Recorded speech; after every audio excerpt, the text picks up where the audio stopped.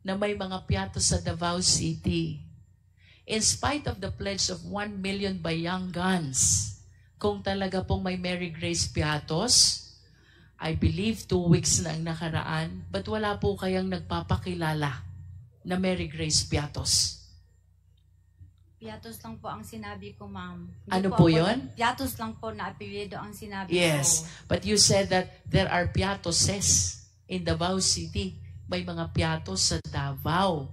Kung hindi nyo man po talaga personally kilala that certain Mary Grace, bakit po kaya walang lumulutang kung talagang may Mary Grace Piatos, magkakaroon ho siya ng 1 milyon na walang kahirap-hirap.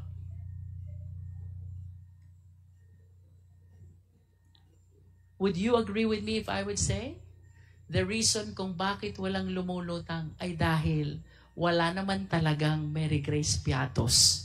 Tama po.